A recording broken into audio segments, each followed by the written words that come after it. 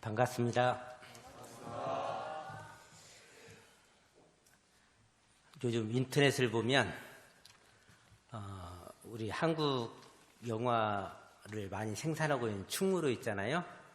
충무로 시장이 망했다고 합니다. 한반도를 중심으로 전 세계가 요동치고 있고 반전에 반전을 하다 보니까 영화보다 더 이게 현실이 아예 다이나믹한 거예요. 그러니까 영화가 안 간다는 거예요. 네, 그것을 갖다 이제 그만치 비유한 말이겠죠. 예. 그 요즘 하도 이제 재미진 이유 중에 또 그 속에는 또 이게 또 남북통일이라는 것이 제 내면 속에 항상 염원하는 것들이 이게 참 끓다 보니까 참 하루하루가 좀 즐거움에 살고 있습니다. 그래서 제가 학생 때 들은 얘기가 있어요. 떼끼모습, 중모습, 상모습 얘기가 있길래 한번 제가 찾아봤어요. 근원이 어딘가 했더니 그 증산도 도전 5장 22절에 그 말씀이 나오더라고요. 깔땀사리가 들어가면 중모습이 나와서 일하고 중모습이 들어가면 상모습이 나오나니라. 일본, 미국, 중국을 두고 승산 선생이 한 말씀이더라고요. 그리고 깔땀사리 모습이 봤더니 그 꼴이나 여물주는 아주 모습 중에서도 가장 일 약하게 하는 모습. 지금 이제 미국이 남북통일을 위해서 열심히 일하고 있죠. 지금 중모습 역할을 하고 있습니다. 나중에 이제 과연 중국이 상모습 역할을 어떻게 할지는 이제 모르는데 그 뒤에 또 이런 말이 나와요. 중국은 한국에서 조공을 오랫동안 받아가지고 아마 한국에다가 퍼주게 될 것이다. 과연 이제 그 말씀이 될는지 안 될는지는 모르겠지만은, 예. 그래서 대산용사님께서도 정신의 지도국, 도덕의 부모국이 되려면 남북통일이 된다 하고 본문에 딱 실려 있습니다. 그래서 스승님들의 이 경륜이 실현되기 위해서라도 정말 남북통일을 잘 되기를 간절하게 염원해 보고 있습니다. 오늘 제목이 나는 무슨 힘으로 사는가? 이것이 저한테 던진 질문입니다. 결론부터 얘기하면요. 사람은 권력으로 사느냐, 법력으로 사느냐, 둘 중에 하나만 택해야 됩니다. 우주는 무한 동력이 있어서 지구를 움직이고 달이 움직입니다.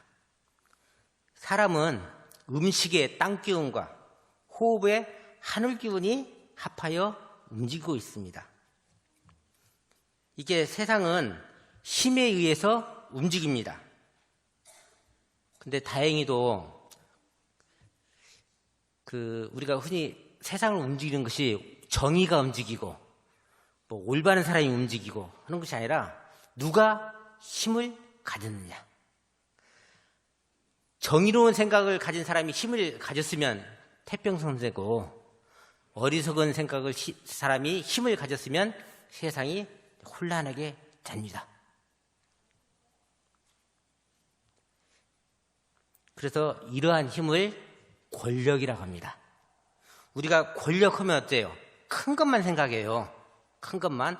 정치 권력, 군사 권력 이런 생각만 하는데 실제 권력을 그 속성을 잘 따져보면 우리 주위에 권력은 숱하게 많이 있습니다. 선거는 권력을 움직이는 힘이 있습니다. 권력이 분명히 움직이지 보셨죠? 옛날 보수 여당의 야당이 잘못했습니다. 무릎을 꿇었습니다. 이것이 바로 투표의 힘입니다. 그래서 투표는 권력을 움직이는 힘이고 권력은 과연 어디서 오는가? 그래서 사전을 찾아봤어요. 권력. 남을 자신의 뜻대로 움직이거나 지배할 수 있는 힘. 대중사님은 권력이란 단어를 대신 권리라는 용어를 쓰셨습니다. 권리, 어떤 일을 하거나 누릴 수 있는 힘이나 자격. 그래서 방금 법어공독 하시죠? 인가품 23장. 권력이 되는 재료가 뭐냐면 작은 재주입니다. 그럼 작은 재주는 뭐죠? 여기 지금 우리 오케스트라도 있는데 쥐를 잘하는 것도 작은 재주, 바이올린을 잘하는 것도 작은 재주, 악기를 잘 다루는 것도 작은 재주, 노래를 하나 잘 부르는 것도 작은 재주. 어떠한 내가 기술이 있어요. 기술을 가진 것도 작은 재주. 돈이 많은 것도 작은 재주. 지위가 높은 것도 작은 재주. 이 작은 재주에서 권력이 발생합니다. 왜? 제가 여기서 어디 가서 콘서트 한다면 사람이 모일까요? 안 모이죠. 아마 우리 가족도 안 모일 것 같아요. 제가 학생 때 음치대회에서 1등 한 적이 있거든요. 조용필이 노래한다. 어째요? 이거 터지겠죠? 자신의 뜻대로 움직이거나 지배할 수 있는 힘. 이게 권력입니다. 자, 이렇게 하면 권력이라는 것은 우리 생활 속에 아주 가깝게 있습니다. 사람은 대부분 아마 99.9%가 권력 지향성입니다. 여기 있는 사람도 예일 수는 없습니다. 왜 그러냐? 권력은 인간이 만든 속성이기 때문입니다. 왜? 이 권력이었으면 사람의 사회가 통제가 되지 않기 때문에 무의식 속에 사람은 이 권력을 중심으로 다 뭉쳐져 있습니다. 그래서 권력은 좋은 것도 아니고 나쁜 것도 아닙니다. 그러면 왜 이 권력이 존재하고 필요할까? 아까 제가 말씀드렸듯이 인간은 속성이랬죠. 이 권력에는 인간이 두 가지 속성이 있습니다. 제가 이제 그 회부에도 이렇게 했는데, 하나는 이 권력 속에는 의사 결정의 욕구가 담겨져 있고요. 또 하나는 신분 상승의 욕구가 담겨져 있기 때문입니다. 사회학자들이 이렇게 분석을 해놨습니다.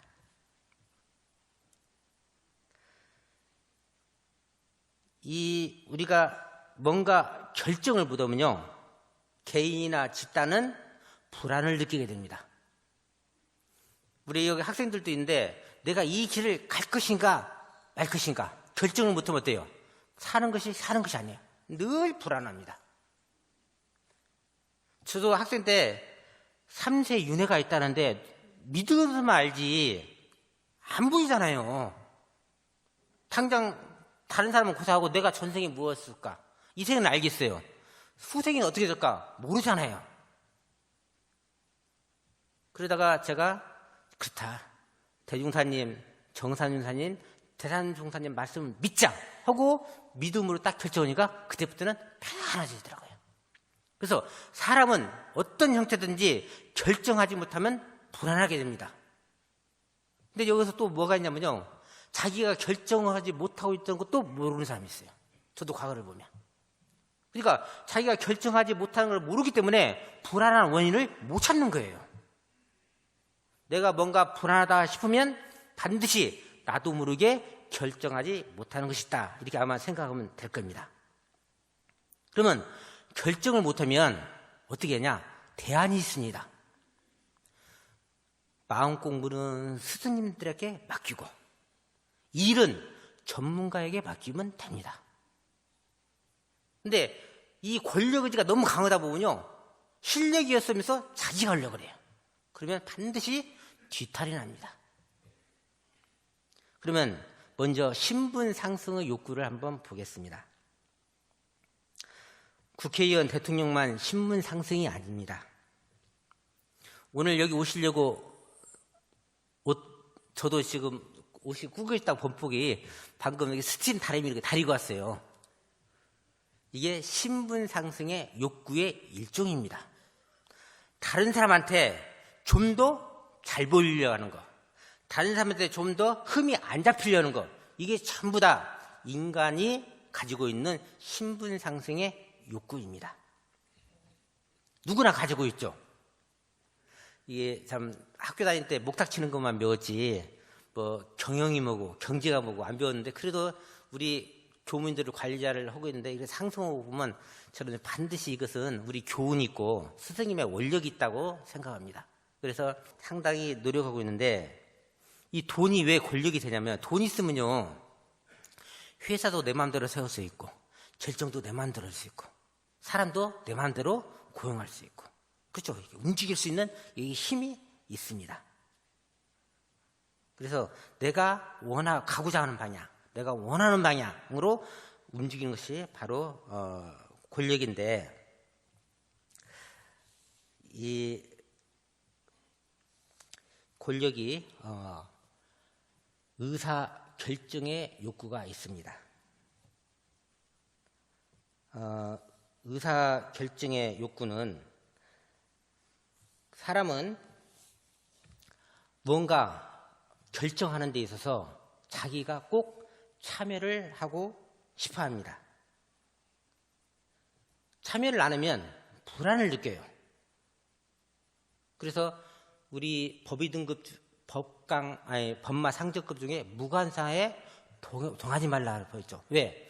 사람은 기본적으로 의사결정의 욕구에 참여하려고 하니까 대종사님께서 그것을 갖다 통제하기 위해서 아예 딱 정전에 못 박아 놓으셨어요. 네가 상관하지 않으면 관여하지 말아라. 왜? 인간의 그런 속성을 대종사님이 간파하신 거죠. 뭐 저도 가만히 보면 이게 뭐 끼고 싶어 해요. 왜? 끼지 않으면 내 존재가 없는 것처럼 여기고, 끼지 않으면 내가 소외되는 것 같고, 그래서 사람은 반드시 둘 중에 하나를 택했댔죠. 이게 의사결정의 욕구에 끼고 싶은 것은 바로 권력이거든요. 그럼 권력이 있다는 것은 제가 뭐가 없다는 거죠? 법력이 없다는 거예요. 이거 간단합니다. 요즘 미투 운동, 갑질 추방 운동 사회적으로 일어나고 있습니다. 미투 운동은요, 과거에는 힘없는 사람, 사회적 약자, 이런 사람들은 못 산다고 했습니다. 저도 어렸을 때 세상은 적당해야지 착하면 가난해서 된다, 그런 말을 들었거든요. 갑질 추방운동, 요즘 그 대기업 사장이나 뭐 사모님들 계속 지금 경찰서에 불려가고 있죠. 그래서 이제는 도덕도 권력이 되는 시대가 왔습니다. 착한 사람도 선한 사람도 이제는 힘을 가지는 시대가 온 것입니다. 그만치 세상은 밝아지고 있습니다. 그런데 여기에 방귀를 들고 나타나는 사람이 있습니다. 바로 대종사님입니다. 왜? 권력은 반드시 타락합니다. 얼굴 이쁜 걸로 인기를 얻고, 노래 잘한 걸로 인기를 얻고, 연기 잘한 걸로 인기를 얻으면 사람은요, 이것을 갖다 끝까지 올바르게 사용하기가 어렵습니다. 권력은 반드시 후유증과 실수와 실책을 낳기 때문입니다. 역사적으로 변전한 사람들도 처음에 의롭게 시작했지만은 이것을 갖다 법력으로 돌릴 줄 몰랐기 때문에 전부 다 결국에는 법력으로 돌리지 못하는 권력을 탐했다는 거죠. 정상용사 법훈편 49장에 주자는 가시나무는 천에도 다시 길어나는데 지랄은 길러도 죽기 쉽다. 권력을 두고 한 말입니다. 왜? 악은 끊어도 잘 나요. 근데 선은 정말 살피고 보살피지 않으면 살아남기가 힘들기 때문입니다. 그러면 인간은 권력이 아니면 살 수가 없는데 어떻게 하는 말이냐? 그래서 대종사님께서 그 대안으로 법력을 얘기해 주셨습니다. 법력은 중생의 삼세업장을 녹여준다고 하셨습니다. 그래서 법력, 사전을 찾아봤어요. 이론상 진리를 신앙하고 수행함으로써 얻은 삼대력을 말한다. 이렇게 사전에 나와 있습니다. 우리 엄불교인은 이 권력을 법력으로서 바꾸어 사용할 줄 알아야 합니다. 이 말은 법력이라 해서 따로 어디서 하는 것이 아니라는 뜻입니다. 겉으로는 권력과 법력이 전혀 다르지 않습니다. 그 사람이 아니면 그 사람을 알 수가 없는 것이 법력과 권력입니다. 그러면 어떻게 아느냐? 아는 방법 있죠? 내가 법력을 사용할 줄 알아야 법력 쓰는 사람을 알 수가 있죠. 그래서 대종사님께서는 그 사람이 아니면 그 사람을 알 수 없다고 대종경에 말씀하셨습니다. 그러면 구분이 안 되니까 법력 사용 설명서, 법령 사용회를 몇 가지를 들어보겠습니다. 물론 우리 교전 전체가 그 예인데 그중에서 제가 쭉 그동안 읽으면서 제가 저한테 감명을 준 몇 가지를 소개해 보이겠습니다. 인도법 17장에 구타원님과 관련된 얘기입니다. 내가 가난한 사람한테 좀 도와줬더니 그 사람이 우리 인지를 많이 도와줍니다. 근데 대종사님께서는 경계를 하셨죠. 그것이 그 복이 죄로 화하는 이치를 아는가. 즉 내가 도와준 것이 유상보시 관념과 상으로 주었으면 그것이 나중에 죄로 화하고 응염에 무념으로 무상보시를 했으면 그 죄액이 영원한 복이 된다고 하셨거든요.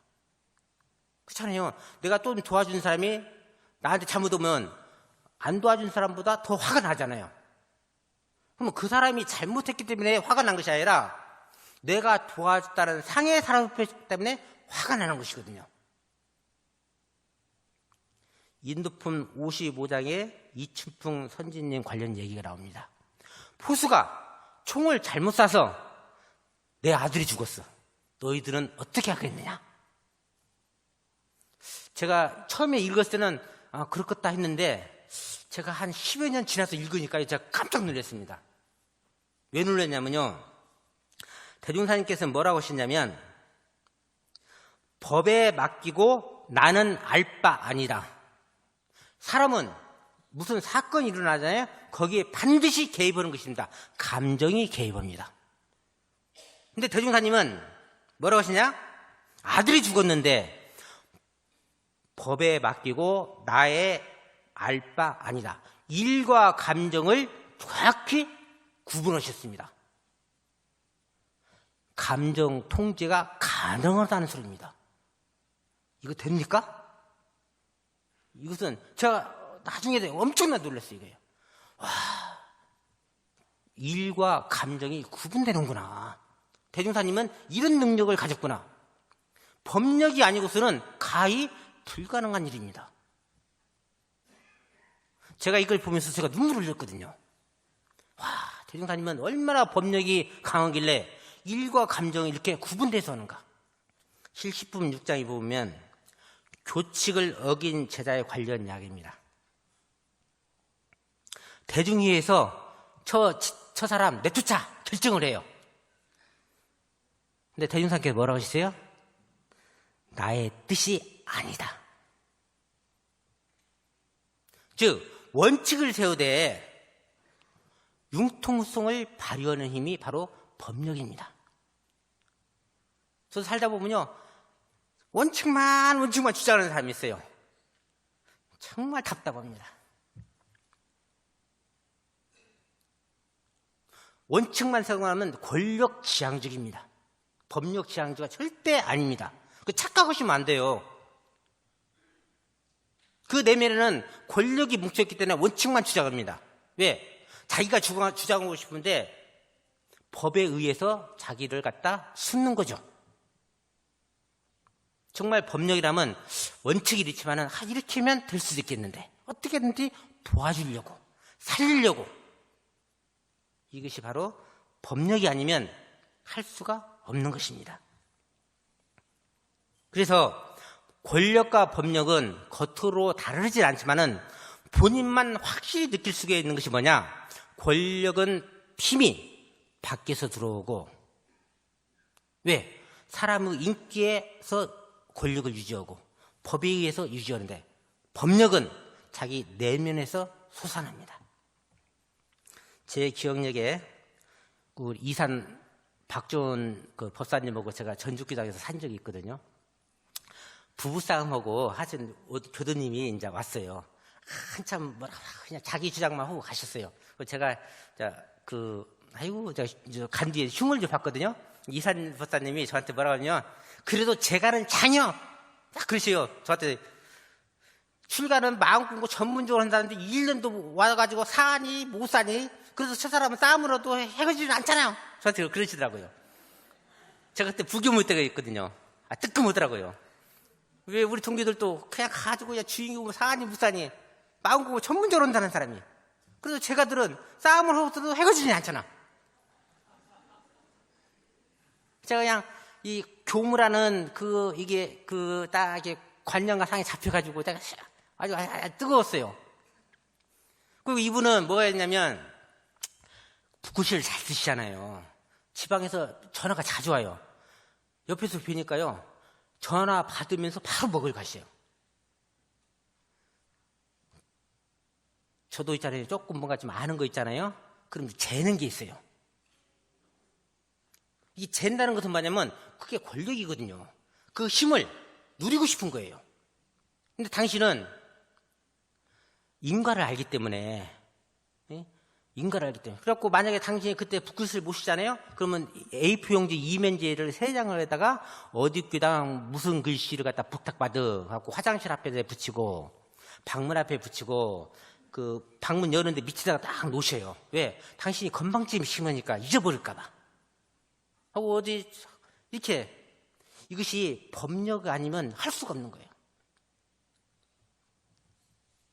그리고 제가 또 그 자리는 제가 없었지만은 옛날 좌산 종보사님 선거 쪽에 상산 박장식 우리 대원 장학께서 좌산 종보사께 절을 하시잖아요. 상산 종사님이 교정원장 하실 적에 좌산 종보사님은 교정원장 방 청소로는 간사였어요. 간사가 종보사가 되니까 그것도 맨 땅에 절을 하시잖아요. 법력 아니면 할 수 없는 것입니다. 그래도 저도 훗날, 저도 50 이제 중반에 넘었지만은 60, 70이 돼가지고도 후진이한테 과연 저게 머리를 조아렸을까? 아주 지금도 제가 늘 그 법문을 새기면서 늘 이게 새기고 있습니다. 이렇게 지위나 되는 권력을 사용하지 않는 우리 선진들의 모습이 정말 많기 때문에 제가 힘을 많이 얻고 있습니다. 그동안 땅속에서 움튼 평화의 새싹이 이제 밖으로 나오고 있습니다. 출가 교역자들은 통일되면 다 북으로 가야 됩니다. 제 말씀 아닙니다. 남한은 제 가족들한테 다 맡겨야 됩니다. 그러기 위해서는 우리 실력을 길러야 됩니다. 어떤 실력이냐? 권력을 키우는 것이 아니라 법력을 길러야 되죠. 그래서 저만 책임과 의무가 있는 것이 아니라 여기에 모이신 모두가 막중한 책임과 의무가 있습니다. 이 한국이 정신의 지도국, 부국이 되는 우리 다 함께 책임이 있습니다. 그걸 못 만들면 누구 잘못이 아니라 그것은 내 책임입니다. 근데 이 과정에서 반드시 따르는 것이 천신만고가 따른다고 대중사님이 강자, 약자, 진화상요법에 딱 발견했어요. 약자가 강자가 되기 위해서는 천신만고를 1000가지 매운맛과 10,000가지 고통을 넘어서야 그 힘을 얻는다고 하셨습니다. 다 같이 이 권력을 정말 마음공부로 법력으로 바꾸는 삶을 살기를 저도 다짐하고 우리 그렇게 책임감을 다하길 바라면서 이상 마치겠습니다.